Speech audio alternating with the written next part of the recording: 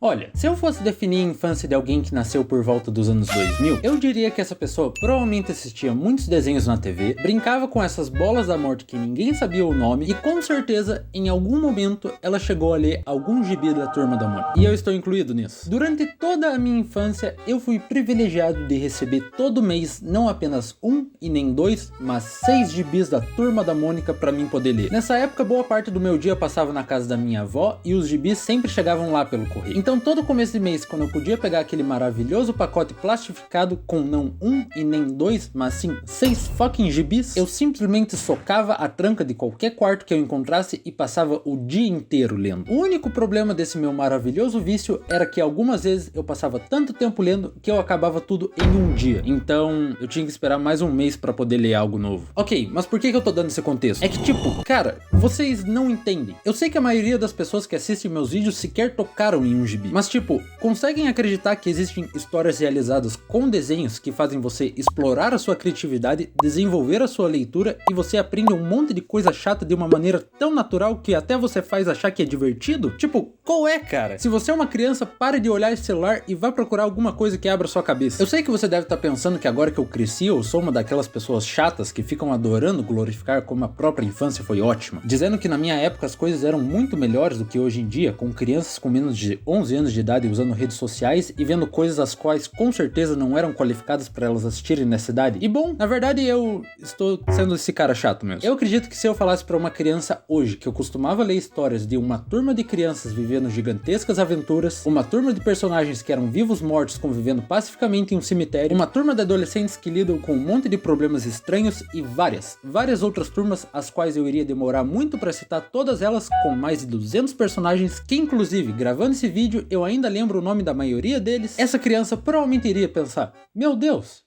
esse cara é maluco. E imediatamente eu quero dizer que eu estou simplificando as coisas, ok? Mas entendam que se parar pra pensar, é muito difícil definir Turma da Mônica. É surpreendente que toda essa franquia não só tem gibis com histórias de crianças, como também teve seus próprios filmes em animação, filmes em live action, seus próprios brinquedos e outras versões de histórias com os mesmos personagens em estilos diferentes de se contar uma história. Então falar tudo sobre Turma da Mônica de uma vez só em um único vídeo no YouTube é difícil. A gente pode ver tudo isso como uma indústria de histórias infantis. E essas histórias infantis são contos com os mesmos personagens, mas realizados de maneiras diferentes. É como se fosse uma introdução para viver como uma pessoa decente. Por exemplo, quando falamos da Turma da Mônica dos quadrinhos e das animações, é como se estivéssemos vendo como crianças lidam com problemas sociais e de certa forma convivendo com eles. Nós temos a Mônica, que tem problemas de raiva, o Cebolinha, que sempre procura focar a atenção dos outros em si mesmo, o Cascão, que é sempre aquele amigo parceiro pra quase tudo, e a Magali, que sempre costuma ser a pessoa mais meiga e simpática dos personagens. E também meu crush de infância, mas isso não vem ao caso. Sabe, a maioria das histórias sempre tem a Mônica e o Cebolinha envolvidos. Mas como não é possível passar todos os conceitos e ideias que são importantes para uma criança aprender com apenas esses 4 personagens, foram criados vários, e cada um para um problema diferente. Por exemplo, é muito fácil contar uma história sobre como meninos não devem fazer mal para meninas com o Cebolinha e a Mônica, pois é só o Cebolinha criar mais um plano infalível que, ironicamente pelo nome infalível, não vai dar certo, e pronto, nós temos o nosso personagem que sofreu uma punição por tentar ser uma pessoa ruim.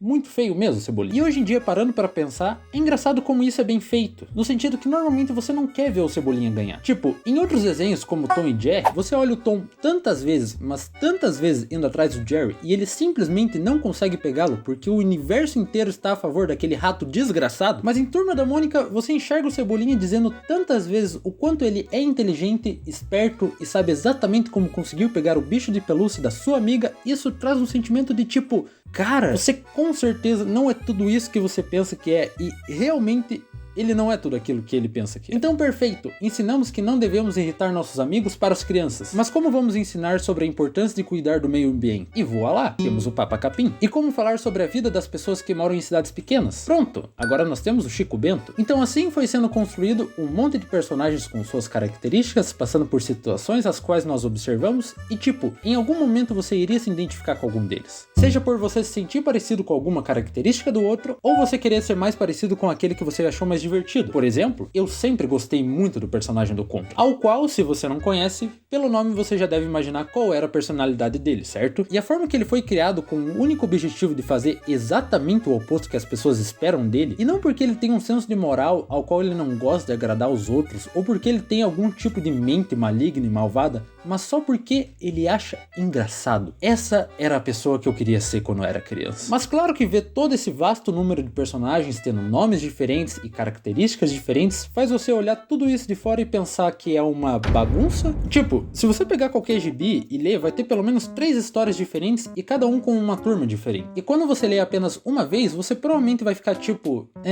eu entendi, mas não é tão interessante, porque você não se relaciona com nenhum desses personagens. É engraçado pra mim pensar isso, porque como eu sempre fui colocado pra ler os gibis, eu não me lembro exatamente quando foi que eu comecei a gostar de ler. Meio que foi algo natural pra mim. E pra você que não teve esse costume na infância, deve se perguntar o porquê que eu acho que esse bando de crianças que vivem aventuras dentro do bairro do Limoeiro tem algo de tão especial e maravilhoso. E bom, na verdade eu não acho que elas tenham. As histórias em si são bastante simples, e se um adulto hoje sentar pra ler, ele provavelmente acaba um gibi em 5 minutos e continua tendo os mesmos pensamentos. Mas crianças são crianças. Elas não têm a menor noção de absolutamente nada, e normalmente ninguém explica pra elas como a vida realmente funciona. Então quando você ensina uma criança a ler e faz ela consumir milhares e milhares de gibis que contam histórias com diversas perspectivas de mundo e lugares trazendo conceitos de maneira simplória, tipo, eu acho que elas vão aprender pelo menos alguma coisa, sabe? Eu não acho que eu fui uma criança melhor do que as outras só porque eu tive o costume de ler desde cedo. Mas se eu não tivesse o privilégio de colecionar essas histórias, eu com certeza não seria a pessoa que eu sou hoje. Então, muito obrigado, Turma da Mônica, por ter me feito aprender tantas coisas com histórias bobas que me fizeram enxergar o mundo de uma maneira completamente diferente e um pouco mais divertida. E se você, assim como eu, também gosta de histórias bobas, eu recomendo você assistir o meu vídeo contando a história do meu primeiro beijo, pois essa é uma história que eu admito ser bastante engraçada e eu sempre me divirto quando eu vejo de novo.